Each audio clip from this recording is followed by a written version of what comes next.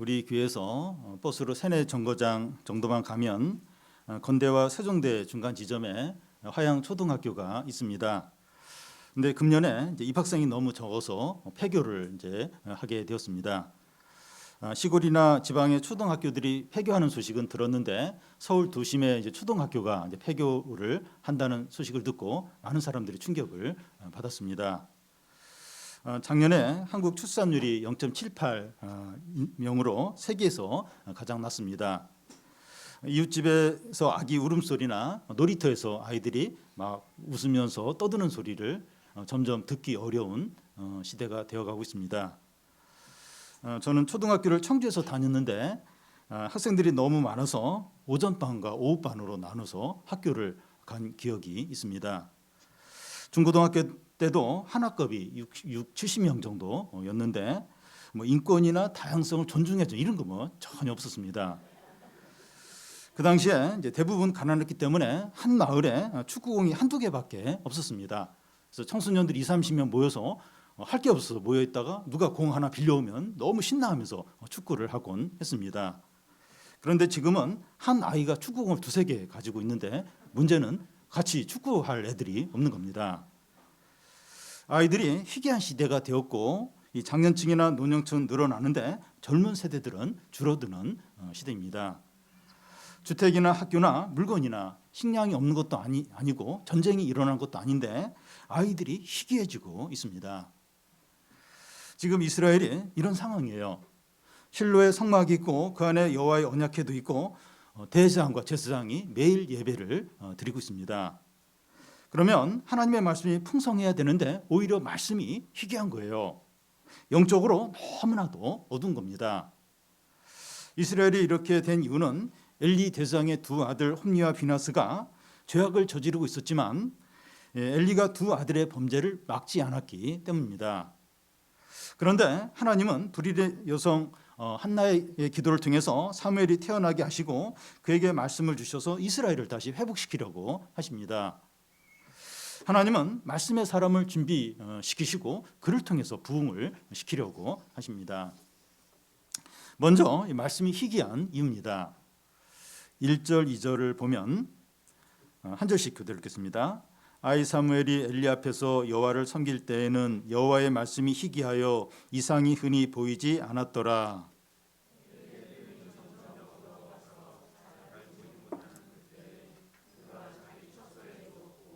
예. 여호와의 말씀이 희귀하여 이상이 흔히 보이지 않는다고 하는데 그 이유가 바로 이제 나오는데 엘리의 눈이 점점 어두워 잘 보지 못하기 때문이라는 겁니다. 여기서 엘리의 눈이 어두워 간다고 하는 것은 나이가 들어서 시력이 점점 이렇게 잘 보이지 않는 것을 말합니다. 이것은 1차적인 의미고 진정한 의미는 영적인 눈이 어두워져 가고 있다는 거죠. 엘리가 이렇게 된 이유는 그의 2 아들 홈니와 비나스가 성전에서 백성들의 재물을 빼앗고 온갖 죄악을 저지르고 성전에서 섬기는 여종들과 동침했는데 그것을 금하지 않았기 때문입니다. 2장 20절에서 하나님은 나를 존중히 여기는 자는 내가 존중히 여기고 나를 멸시하는 자는 경멸히 한다고 했습니다. 엘리가 범죄한 2 아들을 처벌하지 않은 것이 하나님을 멸시하는 겁니다. 그래서 하나님도 엘리를 경멸하신다는 거예요. 그 경멸이 어떻게 나타나는가 하면 하나님께서 엘리에게 말씀을 주지 않는 겁니다. 대제사장에게 하나님의 말씀이 주어지지 않으니까 그 시대가 말씀이 희귀하게 된 겁니다. 말씀의 기갈이 찾아온 거죠. 아모스서에 보면 이 사람들이 기갈에 허덕이면서 이 마을 저 마을을 찾아다닙니다. 그런데 그 기갈은 물이나 양식의 기갈이 아니라 말씀의 기갈입니다. 하나님의 백성에게 가장 큰 제약이 뭔가 하면 말씀의 기갈입니다. 하나님의 백성이 말씀을 듣지 못하는 것이 가장 큰 고통이고 재앙이에요. 외적으로는 잘 갖추고 물질적으로 풍성하더라도 말씀을 잘 듣지 못하면 영혼이 병들어요. 기쁨이 사라지고 정서적인 문제가 생기고 미신과 두려움에 빠지게 됩니다. 요즘 우리 시대도 말씀의 기갈이라고 생각됩니다. 아직 교회들도 많고 유튜브에 설교가 가득하지만 한국 교회는 어느 때보다도 영적으로 무기력하고 교인들은 낯 잃은 소금이 되어가고 신앙에서 멀어지는 교인들이 늘어나고 있습니다. 여러분, 이 말씀의 기갈이 진짜 두려운 거예요. 아모스서 당시에 아모스가 말씀의 기갈을 설교한 후에 30년 후에 북이스라엘이 아수르에 철저하게 망하게 됩니다. 이 엘리 당시에도 이 말씀의 기갈인데 얼마 있지 않아서 이스라엘은 블레셋과 전쟁을 하게 되는데 두 번 크게 패해요. 그러면서 34,000명이 이스라엘 백성이 죽임을 당하게 됩니다. 그러면서 그 여호와께는 빼앗기게 되고 엘리 대장은 그 소리를 듣고 뒤로 이렇게 자빠져서 목이 부러져 죽고 또 두 아들도 이제 죽임을 당하게 됩니다. 이 말씀이나 양식의 기갈이 아니라 그 양식이나 이 물의 기갈이 아니라 이 말씀의 기갈이라면 사소하게 여겨질 수 있어요. 아니 말씀의 기갈? 뭐 이렇게 돈도 그대로 있는데 뭐 건강도 괜찮은데 근데 이게 진짜 이제 무서운 거고 말씀의 기갈이 찾아오면 곧 모든 것을 잃어버리게 됩니다. 완전히 모든 걸 빼앗기게 됩니다. 국가든지 교회든지 개인이든지 그러합니다. 그래서 말씀의 기갈을 잘 들어야 돼요. 이게 개인적으로, 교회적으로, 국가적으로 그럴 수 있는데 뭐 돈도 있고 건강도 있고 직장도 그대로 있고 괜찮은데 말씀이 좀 안 들릴 뿐이지 말씀을 들을 수 없는 것뿐이지 괜찮은데 괜찮은 게 아니에요. 그 말씀의 기갈이 오고 곧 모든 걸 다 잃어버리고 완전히 망하게 됩니다. 그래서 말씀의 기갈이 제일 두려운 거예요. 말씀이 안 들린다. 점점 말씀을 들을 기회를 빼앗긴다. 굉장히 위험한 겁니다. 굉장히 긴장을 해야 돼요. 교회에서 개인적으로, 국가적으로 점점 말씀의 기갈이 찾아오는 게 제일 두려운 겁니다. 그런데 이런 말씀의 기갈 가운데 누구에게 하나님의 말씀이 임합니까? 3절, 4절을 한 절씩 교대 읽겠습니다.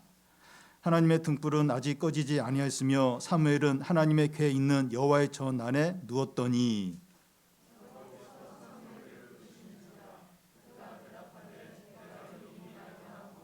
네.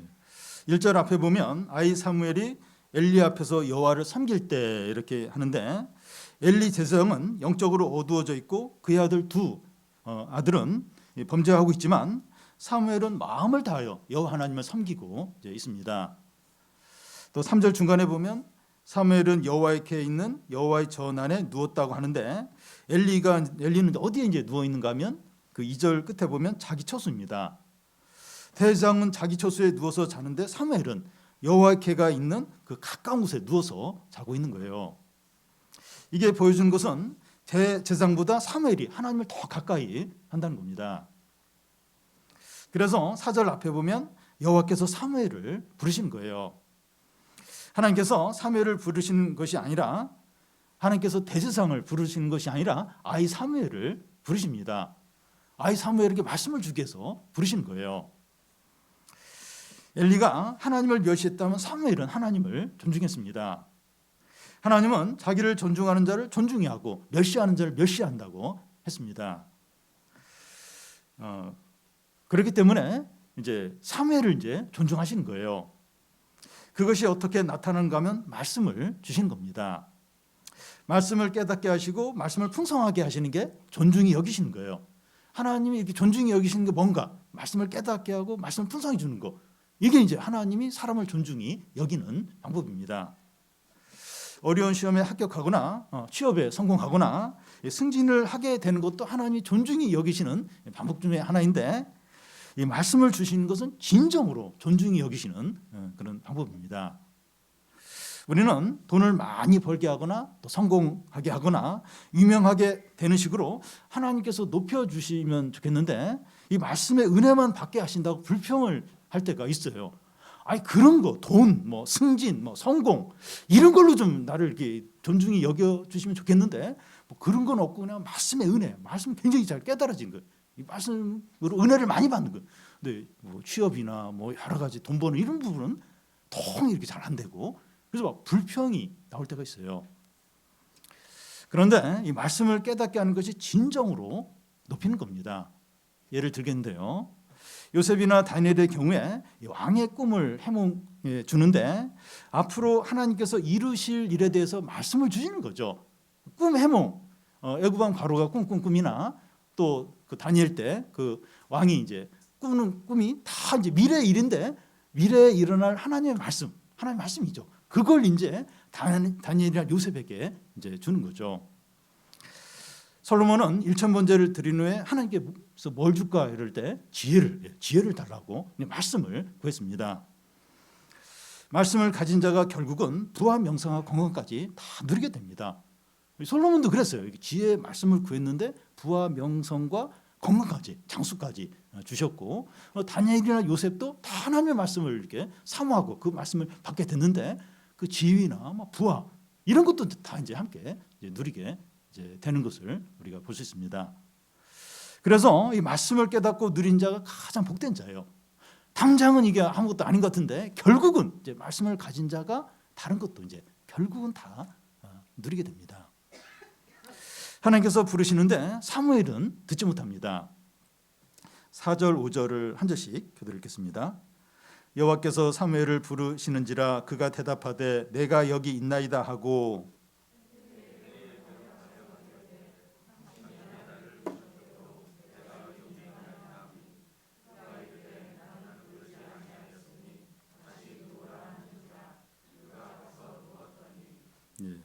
사무엘이 누워서 잠을 자려고 하는데 사무엘아 이렇게 자기를 부르는 소리가 이제 들리는 거예요.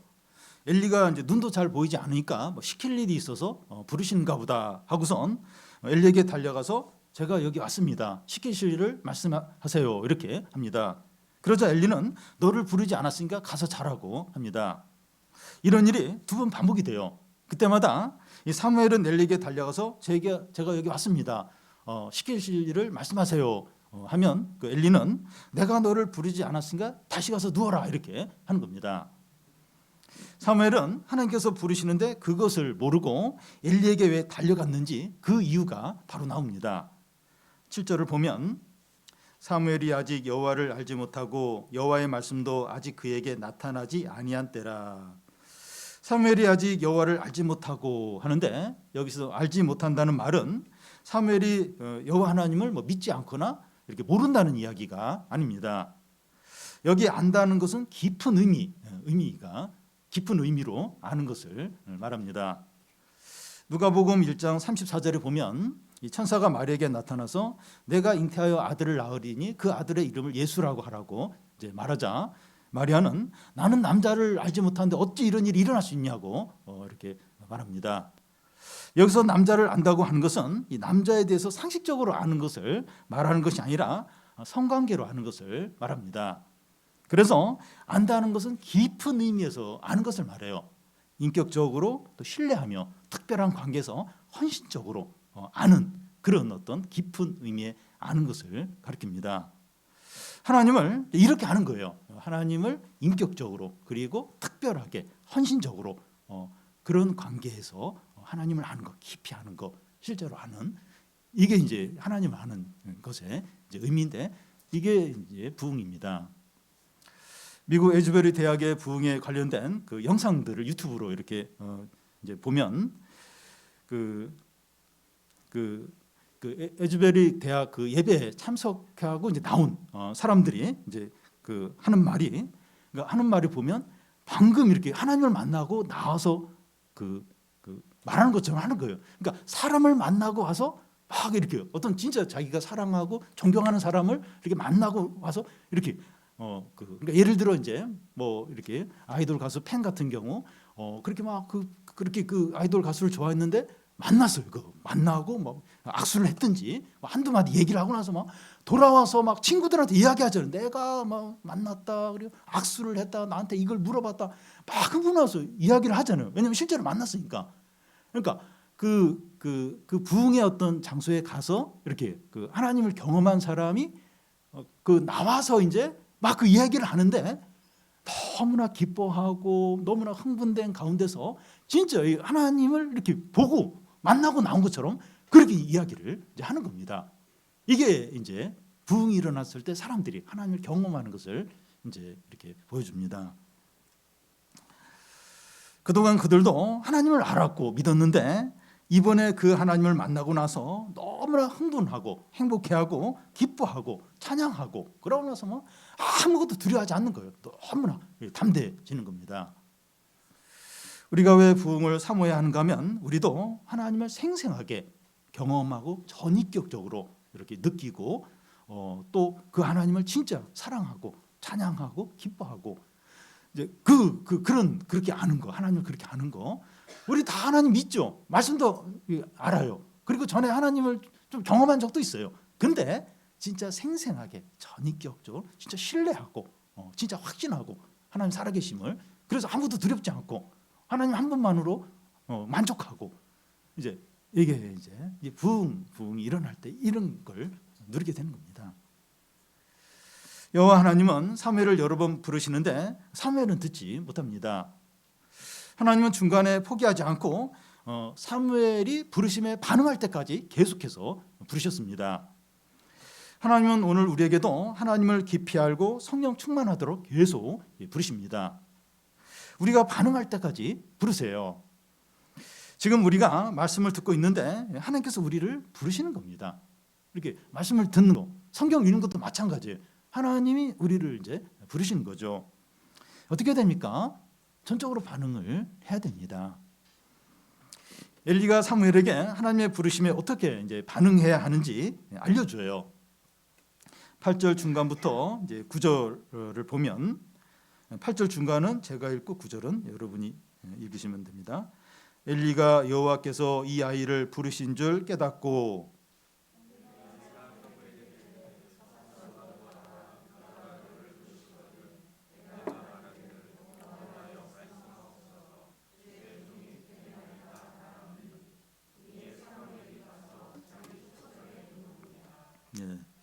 엘리 대제사장은 과거에 여호와 하나님의 음성을 들은 적이 있었습니다.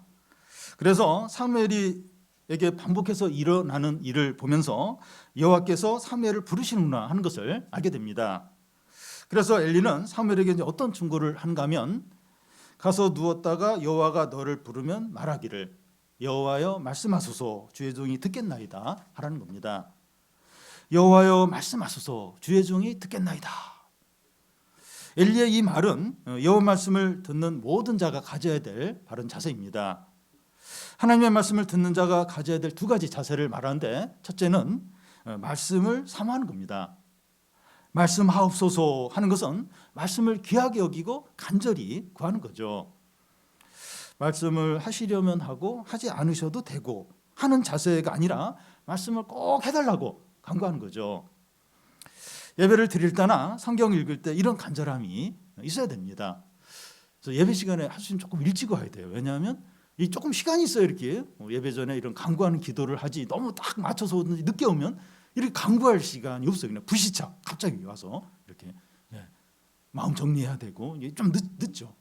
그래서 예배를 드릴 때나 성경 읽을 때 말씀하소서 주의 종이 듣겠나이다. 말씀하소서 이렇게 간절하게 구해야 됩니다. 이 두 번째는 순종하는 마음입니다. 주의 종이 듣겠나이다 하는 거죠. 종은 주인이 하는 말을 무조건 들어야 됩니다. 제가 군대 신병으로 처음 들어갔을 때 바로 이 고참이 하는 말이, 위에서 시키면 질문하지 말고 발바닥이 땀이 나도록 뛰어가면서 하라고 그렇게 했습니다. 이것이 종의 자세죠. 물론 사람에게 절대적으로 순종하는 건 문제가 있습니다. 그런데 주님께는 전적으로 순종해야 합니다. 우리가 하나님의 말씀을 들을 때 부담스러운 부분은 가위질을 해서 잘라내고, 또 마음에 드는 부분만 받아들이면 안 됩니다. 마음에 걸리고 힘들게 하는 말씀을 더 순종하도록 해야 하죠. 쓴 약이 몸에 도움이 되듯이 고통스러운 말씀이 유익합니다. 어떤 말씀은 이렇게 좀 힘들어요. 그냥 너무 힘든. 근데 그게 그 말씀이 우리에게 다 필요한 말씀이에요. 약이죠, 약. 쓰지만 그 말씀이 우리에게 진짜 유익한 말씀입니다. 우리는 말씀을 들을 때마다 주여 말씀하소서 주의 종이 듣겠나이다 이런 자세로 들어야 됩니다. 이제 사무엘은 하나님 말씀을 들을 준비가 되었습니다. 하나님께서 사무엘에게 처음 주시는 말씀이 뭡니까?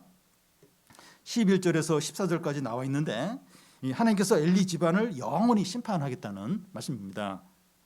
왜 심판을 받는가 하면 엘리가 자기 아들들이 저주를 자청했지만 금하지 않았기 때문이라는 거예요.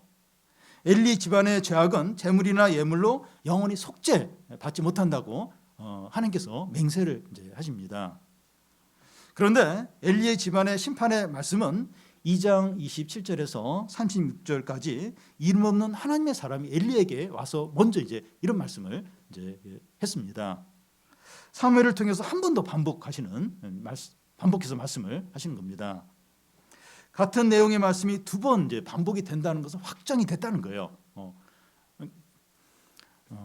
그러니까 야곱, 그러니까 그 요셉도 이제 꿈을 두 번 비슷한 꿈을 반복해서 이제 꾸고 애굽 왕 바로도 두 번에 걸쳐서 이제 비슷한 내용의 꿈을 이렇게 꾸게 되는데 두 번 같은 내용이 반복이 된다는 건 확정된, 분명히 확정된 하나님의 뜻이라는 거죠. 우리에게도 같은 말씀이 반복해서 들릴 때가 있습니다. 큐티에서 말씀을 들었는데 또 예배 시간에 또 같은 말씀을 하고 주일에 이제 또 말씀을 들었는데 또 수요 예배에 같은 말씀이 반복이 되고 말씀이 이렇게 반복이 같은 비슷한 내용이 반복이 되는 경우가 있습니다. 또 신자인 직장 동료하고 이야기를 하다 보니까 또 어떤 비슷한 말씀을 이렇게 나누는 걸 들을 때가 있어요. 비슷한 말씀이 왜 계속 들리지? 그래서 그냥 이게 넘기는 것이 아니라 하나님께서 나에게 하시는 분명한 말씀으로 들어야 됩니다. 이건 그냥 이렇게 들었던 말씀인데 왜 또 들릴까? 그리고 가볍게 넘길 수가 있어요. 근데 그게 아니고 자꾸 말씀이 어떤 말씀이 반복해서 들리는 건 하나님이 나에게 하시는 분명한 말씀일 가능성이 큽니다. 그 말씀을 들어야 될 이제 말씀인 거죠. 사무엘은 엘리 집안에 대한 심판의 말씀을 듣고 두려워해요. 엘리에게 이 말을 해야 되는데 너무나도 힘들어하는 겁니다. 근데 다음 날 아침에 엘리는 사무엘에게 무엇이라고 말합니까? 하나님께서 말씀하신 것을 하나도 숨기지 말고 말해달라. 하나라도 숨기면 하나님께서 너에게 벌을 내리시길 원한다 이러면서 이렇게 다 이야기하도록 합니다. 사무엘은 조금도 숨기지 못하고 엘리 집안에 대한 무서운 하나님 말씀을 다 전합니다. 엘리는 자존심을 다 내려놓고 어린 사무엘을 통해서 하나님의 말씀을 들으려고 할 정도로 말씀을 중요하게 여기고 말씀을 듣고자 하는 열심이 있습니다. 여러분 무시를 할 수도 있잖아요. 대지상이 난데 어린애한테 하나님이 말씀하실 리가 있나 이러면서 그냥 무시를 하고 안 들으려고 할 수도 있는데 자존심 다 내려놓고 그 말씀을 다 이야기하라고. 그래서 그 말씀을 다 들으려고 하고 또 그런 열심이 있습니다. 그런데 하나님의 말씀을 다 듣고 나서 엘리의 반응이 뭡니까? 18절 끝에 보면 이는 여호와시니 선한 대로 하실 것이니라 하는 겁니다. 사무엘은 엘리 집안의 심판의 말씀을 두고 두려워서 떨었는데 당사자인 엘리는 남의 일처럼 여호와의 선하신 대로 하실 일을 하실 것이다 이렇게 하는 겁니다. 말씀을 중요하게 여기고 듣는데 또 열심까지 내는데 두려워하지 않고 회개하지 않고 슬퍼하지도 않는 겁니다.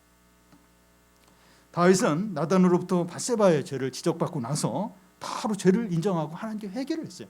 시편에 보면 엄청나게 고통스러워하면서 회개를 하고 부르짖으면서 좀 이렇게 기도를 하는 걸 볼 수가 있습니다. 그런데 엘리 제사장은 생생한 하나님의 말씀을 듣고도 믿음으로 반응하지 않고 있어요. 남 얘기처럼 남의 일처럼 여호와는 선하시니 그 말씀대로 될지어다. 엄청난 진노의 심판의 말씀인데 그냥 하나님은 선하시니 될지어다. 그렇게 이제 반응하는 겁니다. 마지막 기회일 수 있는데 말씀을 듣게 하신다는 것은 회개하도록 부르시는 것인데 엘리는 마지막 기회를 그냥 흘려 보내는 겁니다. 우리도 이제 말씀을 들었을 때 진지하고 울고 부르짖어야 되는데 웃고 농담하고 가볍게 넘겨서는 안 되죠. 근데 우리가 그럴 수 있어요. 그냥 가볍게 진지해야 되는데 진짜 생각해야 되는데 진짜 이렇게 회개해야 되는데 그냥 이렇게 웃고 가볍게 그럴 수 있어요. 그러면 안 됩니다. 안 돼요.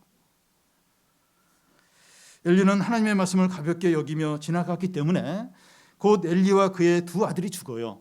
며느리는 출산하면서 죽게 되고 나중에 그의 후손 제사장 70명과 그의 가족이 사울왕의 신하 에돔 사람 도에게 가래 완전히 학살당합니다. 이제 사울의 이제 생애를 돌아볼 때 그 내용이 나와요.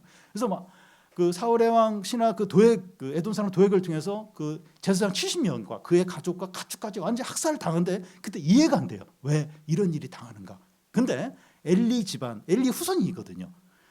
이 엘리 집안에 대한 하나님의 무서운 심판의 말씀대로 이 제사장들 후손들이 학살을 당한 그 가족들까지 철저하게 학살을 당한 겁니다. 이때 만약 엘리가 그 사무엘을 통해서 하나님의 심판의 말씀을 듣고 진짜 회개하고 좀 마음을 찢고 그랬더라면 이런 하나님의 어떤 진노의 심판이 이렇게 좀 바뀌고 달라졌을 거예요. 근데 그냥 이렇게 그냥 흘려보낸 거예요. 그냥 흘려보내고 뭐 선하신 대로 될 거다. 자기는 늙어서 이제 곧 죽을 거니까 뭐 후손들 어떻게 되나 물론 그렇게는 생각을 안 했어요. 근데 하나님 말씀을 그렇게 넘어가면 안 되는데 결국 그렇게 그냥 넘어갔고 더 큰 심판이 그 후손들에게 이제 임하게 됩니다. 엘리 집안은 이렇게 망하게 되고 사무엘은 어떻게 됩니까? 19절에서 21절까지 한 절씩 교독 읽겠습니다. 사무엘이 자라매 여호와께서 그와 함께 계셔서 그 말로 하나도 땅에 떨어지지 않게 하시니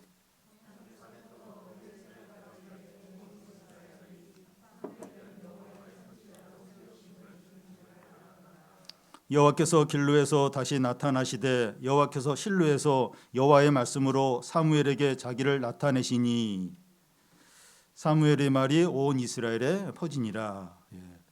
이 4절 안에 말씀이라는 단어가 3번 나옵니다. 19절에 그 말로, 또 20절에 여호와의 말씀으로, 21절에 사무엘의 말이.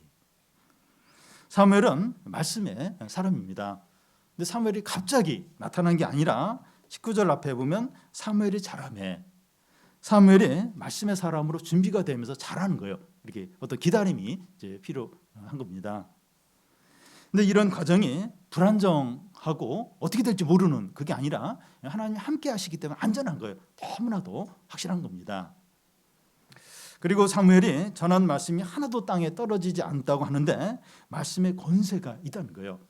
우리 마가복음 살펴보는데 이 예수님의 말씀에 권세가 있어요. 권세가. 이 사무엘의 말에 권세가, 어리지만 권세가 이제 있는 겁니다. 그의 말이 온 땅에 퍼졌다고 하는데 오늘날처럼 뭐 인터넷이 있어서 막 이렇게 쉽게 확산되는 것도 아니지만 그 말씀이 살아서 사방에 온 나라에 소문과 소문으로 해서 막 사람 입을 통해서 퍼져 나가는 겁니다. 하나님의 말씀으로 이스라엘이 부흥하고 회복이 되고 번영하게 됩니다. 보면 다른 게 아니에요. 다른 게 어린 사무엘이 점점 자라면서 말씀의 사람이 되고 또 말씀을 전하는데 말씀이 권세가 있어요. 그리고 막 사방으로 그 말씀이 이제 퍼져 나가면서 이스라엘이 부흥이 돼요. 이스라엘이 회복이 돼요. 이스라엘이 번영이 되고 이제 다윗을 통해서 이제 이스라엘이 또 큰 그 하나님 나라로 이제 이게 나가게 되는데 그런 과정의 이제 모든 기초와 이걸 이제 사무엘의 어떤 말씀을 통해서 이제 이게 이루어져 가는 겁니다. 이 시대에 우리 사회와 한국 교회에 가장 필요한 것이 하나님의 말씀이 풍성해지고 능력 있게 선포되는 것이라고 할 수 있습니다. 이게 부흥이죠. 이게 부흥입니다. 세계 부흥 역사를 쓴 그 분이 부흥을 위해서 필요한 3가지를 이야기했는데 하나님의 말씀과 기도와 성령의 역사입니다. 우리는 이 말씀의 사람들이 많이 나오도록 기도를 해야 됩니다. 그러니까 전에 10년, 20년 전만 해도 이렇게 청년들이 그 신학교를 많이 가려고 했습니다. 근데 지금은 이제 신학교를 안 가려고 해요. 그러니까 우리 교단에 속해 있는 그 신학교, 신학대학은 경쟁률이 1대1도 안 돼요. 1대1도 안 가는 거예요. 저희 때만 해도 뭐 3대1, 4대1 했는데, 그러니까 말씀의 사람들이 점점 줄어들고 있어요. 그럼 같이 이제 말씀의 기갈이 찾아오는 거예요. 말씀의 사람들이 많이 나오도록 기도하고 또 성령의 역사가 나타나도록, 성령의 강한 역사가 나타나도록 기도를 해야 됩니다. 이 부분을 기도를 많이 해야 됩니다. 우리는 엘리처럼 하나님 말씀을 가볍게 대하든지 사무엘처럼 말씀에 헌신하든지 둘 중에 하나입니다. 가버나움 사람들처럼 냉랭하게 하든지 아니면 제자들처럼 말씀을 존중하든지, 엘리처럼 말씀을 가볍게 여기든지 사무엘처럼 말씀에 헌신하든지 둘 중에 하나입니다.